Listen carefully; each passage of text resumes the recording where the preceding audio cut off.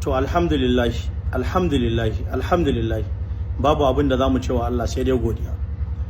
Na san Shagemani yana da mabiya da dama, sannan naga kuma mabiyansa sun mana fata na gari a comment section da dama, sannan kuma mabiyansa abubuwa da muka faɗa sun ji daɗin su, sannan kuma dama mun sani wannan abun yana damun mabiyansa 100%.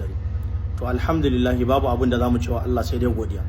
To jama'a mun yi sako kuma mun tabbatar da cewa iya tunaninmu sako ya karbo, amma za mu ba ku bayanin abin da gwamnatinmu ta ansa ko kuma zuwa wasu suka ansa, don mun ji kishin na maganganu masu daɗi wanda za su faranta mana rai da ma mabiyansa daɗi sosai 100%.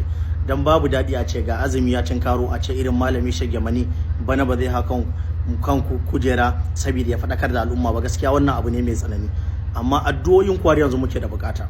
Allah sa saƙon da muka yi ya karɓu 100%.